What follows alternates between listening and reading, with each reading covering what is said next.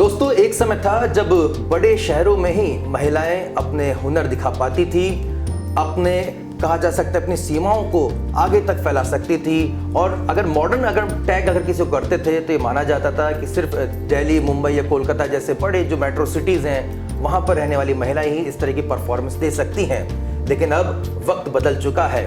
भारत के गांव-गांव से भी टैलेंट निकल कर सामने आ रहा है। और आज मैं जिस शख्सियत से आपको रूबरू कराने जा रहा हूँ वो भी इसी टैलेंट में एक बड़ा नाम है। जी हाँ, अमृता त्रिपाठी जी। अमृता जी, आपका बहुत बहुत स्वागत है। आपका बहुत बहुत धन्यवाद आशुतोष जी, मुझे यहाँ बुलाने के लिए। Thank you ma'am, our honour. और मैं आपको बता दूं कि अमृता त्रिपाठी जी ने मिसेस यूनिवर्स जॉय का खिताब हासिल किया है। और ये जो खिताब उन्होंने हासिल किया, पहले उन्होंने मिसेस इंडिया का जो खिताब है वो पहले हासिल किया, उसके लिए काफ़ी मेहनत की। और उसके बाद काफ़ी मेहनत और काफ़ी परिश्रम के बाद, खुद को इतना फिट रखने के बाद, उन्होंने साउथ कोरिया में जाकर 130 देशों के प्रतिनिधियों के बीच भारत का परचम फहराया। मैं वो तस्वीर पहले आपको दिखाता हूं, उसके बाद खास चर्चा करेंगे। पहले देखिए वो तस्वीर है।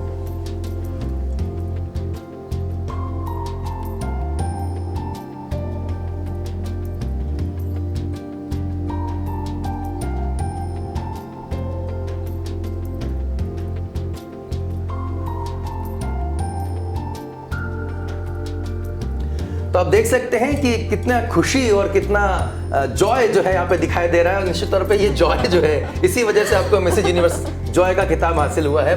अमृता, पहले तो मैं वो जानना चाहूँगा कि क्या आपको यकीन था कि 130 देशों के बीच में आप ये खिताब हासिल कर पाएंगे? क्योंकि मैं वो भी जानना चाहूँ किस तरह का कंपटीशन था वहाँ पर। जी, पहले तो मैं यही बताना चाहूँगी कि यकीन तो नहीं था, क्योंकि हमेशा से थोड़ा सा ये लगता है कि अगर आप इतने लोगों के बीच में जाकर परफॉर्म करते हो तो पता नहीं आप कहाँ स्टैंड करते हो इतने लोगों के बीच में। तो थोड़ा सा अनिश्चितता तो रहती है, बट मैंने हमेशा से सिर्फ इसी बात पर बिलीव किया कि कर्म करो, फल की इच्छा मत करो। तो मैंने अपना काम किया, परिश्रम किया, काफ़ी मेहनत की, और उसके बाद जो सफलता मिली है वो मेरे लिए बहुत महत्वपूर्ण है। बिल्कुल बिल्कुल। और दर्शकों, अब जो मैं कहने जा रहा हूँ हो सकता है कि आप यकीन ना करें। अमृता को आप देख रहे हैं इस समय, और अगर मैं कहूँ कि वो 9 साल के बेटे की माँ हैं तो शायद आप यकीन ना करें, क्योंकि हमें भी पहली बार में यकीन नहीं हुआ था। लेकिन उनके बेटे की भी उनकी इस यात्रा में बहुत बड़ी भूमिका रही है। तो अमृता, हम बहुत ही ब्रीफ में जानना चाहेंगे कि आपके बेटे का वो किरदार जिसकी वजह से आप इस राह पे आगे बढ़ी और आज देश का नाम रोशन किया। जी, मैं आपको आशुतोष जी बताना चाहूँगी कि शादी के बाद थोड़ा सा ठहराव आ गया था मेरे करियर में, और 5 साल तक मैं सिर्फ घर गृहस्थी में ही व्यस्त थी। तो जब मेरा बेटा बड़ा हो रहा था और उसके छोटे छोटे से सवाल होते थे मेरे को लेकर कि आपका करियर क्या है, आपने क्या पढ़ाई की, आपके पास पैसे क्यों नहीं होते हैं, आप आत्मनिर्भर क्यों नहीं हो, जो उसकी अपनी भाषा में पूछता था, उससे मुझे प्रेरणा मिली कि मुझे अपने जीवन को कोई दिशा देनी है, आत्मनिर्भर बनना है और उसकी नज़रों में अपने लिए वो इज्जत कमाना है। अच्छा, आपने भोपाल से पढ़ाई की, आपने बताया कि फिजियोथेरेपिस्ट आप पहले बनना चाहती थी, उसमें कुछ करियर में भी आगे बढ़ी थी। ये चेंज ओवर कैसे हुआ एकदम से? मैं फिजियोथेरेपिस्ट हूँ, मैंने अपना पढ़ाई पूरी की है जी, और फाइनल ईयर में मेरी शादी हो गई है। तो उसके बाद फिर थोड़ा सा घर गृहस्थी में मैं रम गई, संयुक्त परिवार की सबसे छोटी बहू हूँ, तो उस तरह से अपना करियर आगे नहीं ले जा पाई। उसके बाद दोबारा से मैंने MBA में हॉस्पिटल एडमिनिस्ट्रेशन किया है शादी के 5 साल बाद, और वापस से अपना करियर शुरू किया है जी। और धमाकेदार करियर शुरू किया जी, कह सकते हैं। अच्छा, ये जो यात्रा होती है ना, आप एक फिजियोथेरेपिस्ट हो, अब ये काफ़ी दर्शक हमारे देख रहे हैं जी, तो शुरुआत कैसे हुई कि भाई मुझे मिसेस इंडिया यूनिवर्स जाना था? कि पहले तो एक शादीशुदा होने के बाद, शादी होने के बाद पहले ये सोचना कि हमें किसी ब्यूटी कॉन्टेस्ट में पार्टिसिपेट करना, ये कितना चैलेंजिंग था, और फिर रास्ता आपको कैसे मिला? बहुत चैलेंजिंग था आशुतोष जी, और मैंने कभी नहीं सोचा था कि मैं इस डायरेक्शन में जाऊंगी। बट लॉकडाउन के समय जब सारी चीज़ें बंद थी, पूरी दुनिया ठहरी हुई थी, उस समय मुझे लगा कि और क्या मिसिंग है, क्या नहीं किया है। तो छोटी छोटी चीज़ें होती है, कभी मेकअप नहीं सीखा, कभी 5-6 इंच की हील में नहीं चली, कभी खुद पर इतना विश्वास नहीं था कि कैमरा फेस कर पाऊँगी, अपनी फ़ोटोज़ क्लिक कर पाऊँगी। तो उस तरह से शुरुआत हुई कि मैं जीवन में सीखना चाहूँगी, करना चाहूँगी, क्योंकि मैं हॉस्पिटल से भी जुड़ी हुई थी, और इस तरह से सुनने में आता था कि आज आज इनके साथ ये हो गया है, कोविड में इनके साथ वो हो गया, तो ऐसा लगता था जीवन की कोई निश्चितता नहीं है। आप बहुत बड़े प्लान्स बनाते हो और शायद कल का ही कोई भरोसा नहीं। तो वहाँ से शुरुआत हुई। मैं चाहती थी कि जो चीज़ें मैंने लाइफ में कभी नहीं किया मैं वहाँ भी सीखूँ। तो इस तरह से ऑनलाइन ऑडिशंस पहले दिए मैंने, और वही सबसे पहले था कि शादी हो चुकी है, बहू हूँ, तो कितना इसको एक्सेप्ट करेंगे। तो ऑनलाइन ऑडिशंस थे, वहाँ से कॉन्फिडेंस कब आया। आपको लगा कि आप इस लाइन के लिए, क्योंकि देखिए बहुत डिफरेंट लाइन थी, आप जी। फिजियोथेरेपिस्ट बन चुकी थी, आपने काम किया, अब अचानक से ब्यूटी लाइन में, तो किसने आपको एहसास करा कि नहीं आपको इस लाइन में जाना चाहिए, मतलब कैसे चूज किया? अब मैं इसमें आशुतोष जी ये ऑनेस्टली बताना चाहूँगी, किसी ने मुझे कोई मोटिवेशन नहीं दिया, किसी ने मुझे ऐसा नहीं विश्वास दिलाया। कई कहते हैं ना, देखिए बहुत हाँ। खूबसूरत लग रही है, तो पहले तो कमेंट नहीं। कॉन्फिडेंस बूस्टर होता है वो। बिल्कुल बिल्कुल भी नहीं। और ये मैं सभी महिलाओं को बोलना चाहती हूँ, जो पहला विश्वास आता है वो आपके अंतरात्मा से आता है। आप खुद को ये विश्वास दिलाते हो कि मैं खूबसूरत हूँ, मैं यहाँ पहुँच सकती हूँ और मैं दुनिया की किसी भी महिला को हरा भी सकती हूँ, जीत भी सकती हूँ। मेरे अंदर वो विश्वास खुद से आया, मुझे किसी ने प्रेरित नहीं किया, मुझे किसी ने ये नहीं बोला कि इस डायरेक्शन में भी मैं जा सकती हूँ और जीत सकती हूँ। तो मुझे लगता है प्रेरणा हर इंसान के अंदर होती है, ज़रूरत होती है उसको टाइम पर जगाने की।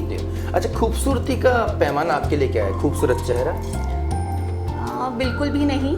खूबसूरती अंदरूनी खूबसूरती होती है। अगर आप अंदर से खूबसूरत हो तो आप अपने आसपास की हर चीज़ को खूबसूरत बना सकते हैं, और वही असली खूबसूरती होती है।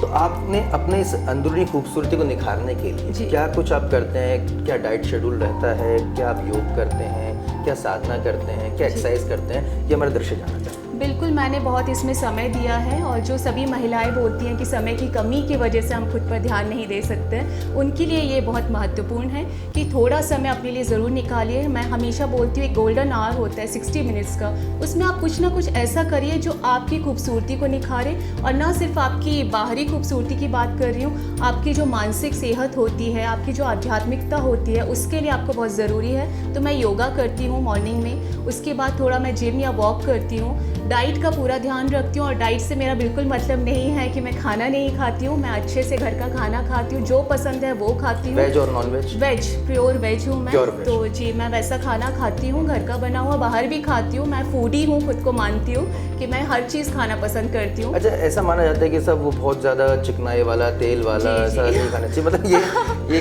बिल्कुल ये बोला जाता है, बट बहुत सिंपल सा फंडा है सर कि आप जितनी कैलोरीज ले रहे हैं उससे ज़्यादा अगर आप बर्न कर देते हैं तो आप मोटे नहीं होते और वेट रिड्यूस करते हैं। दूसरा, फैट भी आपके डाइट में उतना ही इम्पॉर्टेंट रोल करता है। अगर आप फैट या कार्बोहाइड्रेट हटा देते हैं, क्योंकि मैं इसी फील्ड से हूँ, अगर आप कार्बोहाइड्रेट नहीं लेते हैं तो आपके एनर्जी लेवल डाउन होते हैं। अगर आप फैट नहीं लेते हैं तो आपकी स्किन का ग्लो और चार्म चला जाता है। तो सिर्फ कंकाल बनना आपका एम नहीं होना चाहिए। पूरी खूबसूरती अगर आपको चाहिए तो आपको बहुत प्रोपोर्शन में सारे कंपोनेंट्स जो आपके डाइट के हैं वो ज़रूर शामिल करना चाहिए। यानी कि आपको जो फिजियोथेरेपिस्ट होना, मेडिकल बैकग्राउंड का होना आपके लिए बहुत फायदेमंद रहा है। बिल्कुल। अच्छा, इसके अलग हम ये जानना चाहेंगे, जब आपने शुरुआत करी और आप एंटर करके इस फील्ड में, सबसे बड़ा चैलेंज आपको क्या लगा कि यार आ तो गए लेकिन अब ये कैसे मैं झेलूं? सबसे बड़ा चैलेंज बिल्कुल वही लगा कि सब क्या बोलेंगे, कि एकदम से क्या नया शौक सवार हुआ है, अभी तक तो ठीक था। तो ये मुझे बहुत डर लगता था इस बात का। मेरे हस्बैंड हमेशा से मेरे साथ थे, उनको पता था कि मैं इस तरह से ऑनलाइन ऑडिशन दे रही हूँ और फिर मुझे दिल्ली में जाके परफॉर्म करना है। उनके अलावा किसी को इस बात का नहीं पता था, तो डर लगता था सामने आएगा तो सब क्या बोलेंगे। उसके अलावा 5-6 इंच की हील में मैं कभी नहीं चली हूँ। मेरी हाइट 5'7" है, तो मुझे हमेशा ये बताया गया कि आप स्पोर्ट शूज़ पहनो, फ्लैट पहनो, आप बहुत लंबे हो। तो मैंने कभी हील में चली ही नहीं। तो 5-6 इंच की हील में चलना और परफॉर्म करना मेरे लिए बहुत मुश्किल था। ओके। तो रैंप वॉक के लिए भी बकायदा आपने ट्रेनिंग ली? पूरा बिल्कुल पूरी ट्रेनिंग हुई है, और काफ़ी अच्छे ट्रेनर्स थे और मैं बहुत उनके लिए शुक्रगुजार हूँ। उन्होंने बहुत अच्छे से मुझे ट्रेन किया है। तो जब आप देखेंगे भी रैंप वॉक वीडियोस तो कहीं से नहीं लगता मैं नई हूँ और मैं पहली बार इस तरह अंतर्राष्ट्रीय मंच पे चल रही हूँ। तो बहुत अच्छी ट्रेनिंग हुई। कुछ और तस्वीर हम देखते हैं और कुछ जिससे हम और इसके करियर में जा पाएंगे।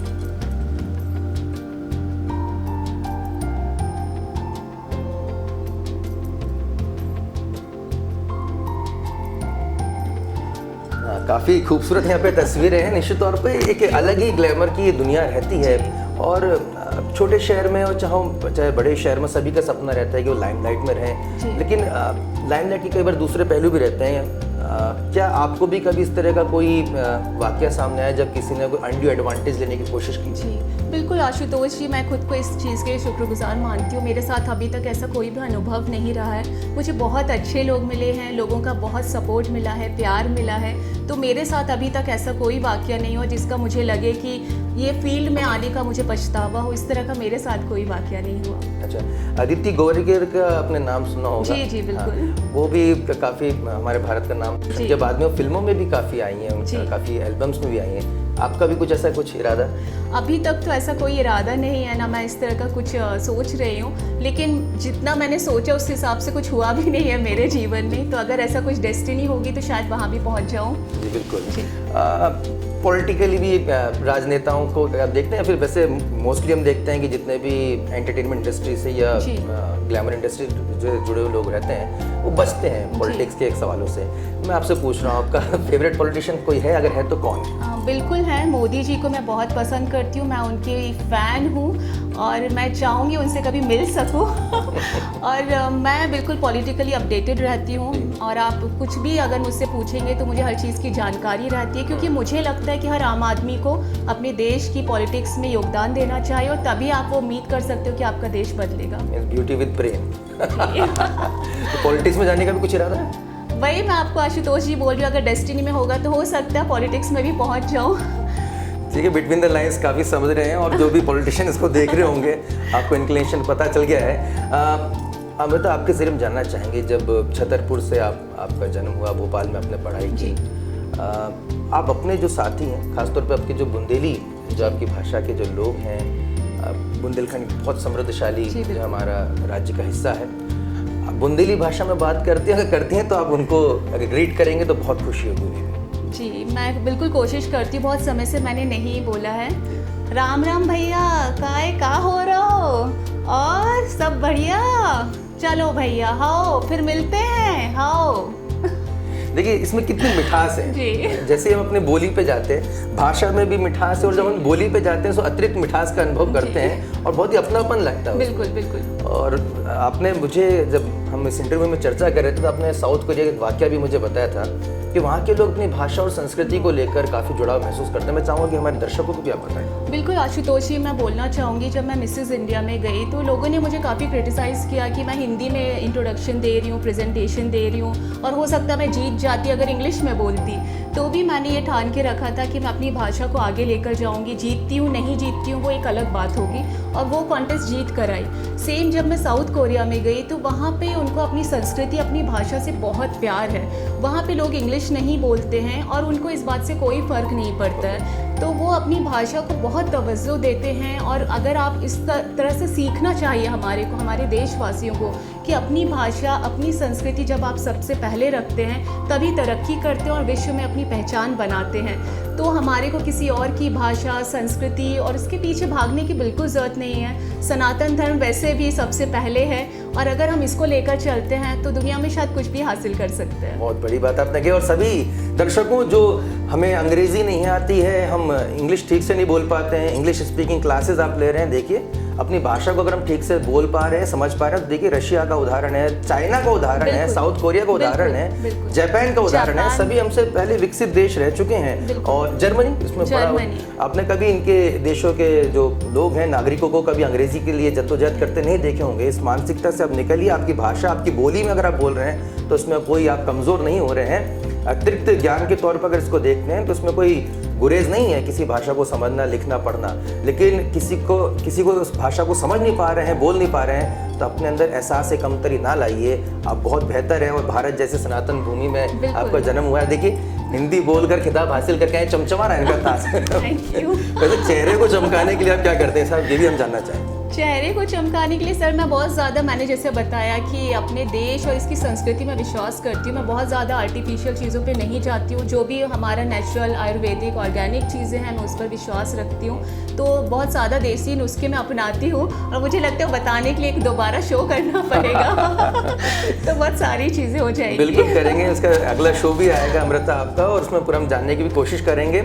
और मुझे लगता है कि अगला शो आप ही होस्ट करेंगे तो ज़्यादा बेटर रहेगा। आपका लक्ष्य क्या है अमृता? सर मेरा लक्ष्य है महिलाओं को प्रेरित करना, और जब मैं इसकी बात करती हूँ तो मैं ये लोगों को बताना चाहती हूँ कि मैं आप सबके बीच में से उठकर आई हूँ। मैं एक आम महिला थी, एक आम गृहिणी थी। मैंने वो सब कुछ अपने बारे में सोचा जो हर महिला सोचती है कि मैं मोटी हूँ, मैं अच्छी नहीं दिखती हूँ, मेरा जीवन ख़त्म हो गया है, मैं सिर्फ घर गृहस्थी संभाल सकती हूँ, कोई मेरी इज्जत नहीं करता, कोई मुझे प्यार नहीं करता। अगर वो सब कुछ झेल कर भी मैं आज इस मुकाम पर पहुँची हूँ तो यकीन मानिए दुनिया में कोई भी महिला ये हासिल कर सकती है। तो बस वही आत्मविश्वास जगाना चाहती हूँ, महिलाओं को प्रेरित करना चाहती हूँ और मॉडल नहीं रोल मॉडल बनना चाहती हूँ। बहुत बढ़िया बात है। वैसे एक सवाल मैं और लेना चाहूँगा, क्योंकि आपने कहा कि जब महिलाएं जब वो माँ बन जाती हैं तो उनके अंदर अपने प्रति फिट रहने के प्रति जो भावना रहती है वो कम हो जाती है। मतलब शादी से पहले बहुत कॉन्शियस रहती हैं, शादी के बाद बच्चे होने के बाद वो सोचते हैं कि अभी पारिवारिक जिम्मेदारी हमारी आ गई है। तो क्या ये उतना टफ होता है कि बच्चे के साथ खुद को फिट रखना, और क्या ये हासिल नहीं किया जा सकता? नहीं आशुतोष जी, मैं आपको बिल्कुल ये बात बताना चाहूँगी सच्चाई से, सब कुछ प्राथमिकता होती है। अगर आपकी प्राथमिकता आपका स्वास्थ्य है तो शादी के पहले हो, शादी के बाद हो, बच्चे के बाद हो, बुढ़ापे में हो, कोई फ़र्क नहीं पड़ता आप उम्र के किस दौर में हैं। अगर आपकी प्राथमिकता है खुद को स्वस्थ रखना तो आप अपने लिए समय ज़रूर निकालेंगे। तो महिलाएं अगर टीवी देख रही हैं, डेली सोप सीरियल्स देख रही हैं, लेकिन उनको पता है कि उनको स्वस्थ रहने के लिए 1 घंटे वॉक पर जाना है या योगा करना है, तो वो काम कम कर देंगे लेकिन वॉक पर ज़रूर जाएंगे। तो इतना मुश्किल नहीं है, बस अपनी प्राथमिकता तय करिए। बिल्कुल, फिटनेस फर्स्ट होना चाहिए और आप लोग बिल्कुल रह सकते हैं। कुछ गाने वाने का भी शौक रखती हैं आप? बिल्कुल नहीं।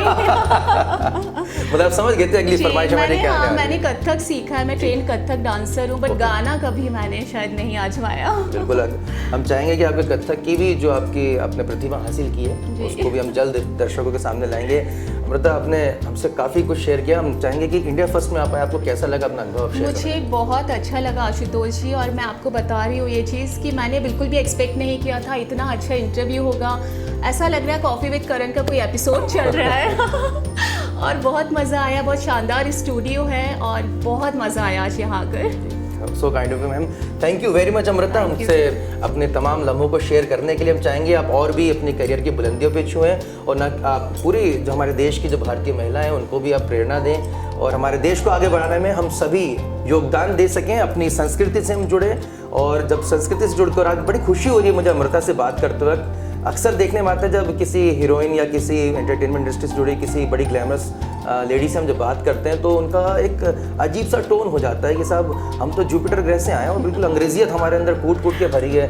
हिंदी शब्दों को लेकर बहुत असहज महसूस करने में पता ही गर्व महसूस करते हैं और वो ये बताने की कोशिश करते हैं कि देखिए हम आपसे अलग हैं। और इतनी देर में अमृता मैंने आपसे बात की, मुझे कहीं भी नहीं लगा। और आशुतोष जी, इस बात पे मैं ज़रूर बोलना चाहूँगी कि हमारे जितने बड़े स्टार्स हैं, सेलिब्रिटीज़ हैं, हिंदी फिल्मों में काम करते हैं लेकिन हिंदी बोलना पसंद नहीं करते। मुझको ये समझ ही नहीं आता है कि ये विचार उनके अंदर आए कहाँ से। शायद इसी वजह से लोगों को समझ में आ गया बॉलीवुड की दुर्गति हो रही है, फिल्में फ्लॉप हो रही उनकी स्क्रिप्ट भी रोमन में लिख कर आती है, तो अलग ही माहौल है। सोशल मीडिया के आने से ये तमाम बातों का खुलासा हो रहा है, जनता तक ये बात पहुंच रही है और अब उनको समझ में आ रहा है कि किन्हें वो हीरो हीरोइन मान रहे हैं, जो हमें ना हमारी भाषा को समझने में प्राउड फील कर रहे हैं, उन्हें गर्व ही नहीं हो रहा है। वो धर्म के बारे में बात नहीं करना चाहते, पॉलिटिक्स के बारे में बात नहीं करना चाहते, देश को जब उनकी ज़रूरत होती है वो उस समय बात नहीं करना चाहते हैं। जब बाहर से इंटरनेशनल मीडिया इतना प्रेशर बनाता है और आपको भी अपने विचार रखने चाहिए अपने देश के लिए, तो हम उस समय अपने देश को नीचा दिखाते हैं क्योंकि हमको दूसरे लोगों से ज़्यादा ऑब्सेशन है कि देखिए वो हमारे देश के लिए बोल रहे हैं, हम उससे एग्री करते हैं। तो बुरा लगता है क्योंकि आप देश को रिप्रेजेंट करते हो और आपका भी ये नैतिक फर्ज बनता है कि आप देश के लिए आगे आए। और कई हमारे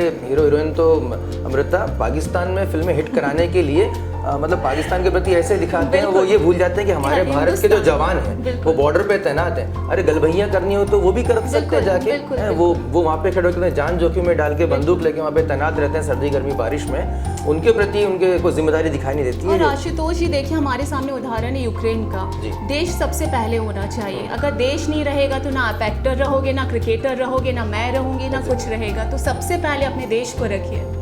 बहुत गौरव मुझे महसूस हो रहा है, बहुत अच्छा फील हो रहा है कि हमारे जो आने वाली जो पीढ़ियां हैं वो जो अब जो टैलेंट सामने आ रहा है, मैं पहले की भी टैलेंट की बात करूं लेकिन मुझे बहुत खुशी हो रही है कि अमृता जैसी जो महिलाएं हैं वो सामने आ रही हैं और देश को लेकर जो इनके प्रति जज्बा है, भारतीयता को लेकर जो इनके प्रति गर्व की भावना है, सनातन संस्कृति को लेकर जो उनके मन में जो रिस्पेक्ट है वो निश्चित तौर पर हमारे देश को आगे ले जाएगी। और इस तरह मुझे लगता है कि एक क्रांति के तौर पर इसको आगे बढ़ना चाहिए कि विदेश में भी जाकर भी अपने देश का परचम फैलाना और भारत माता की जय बोलना।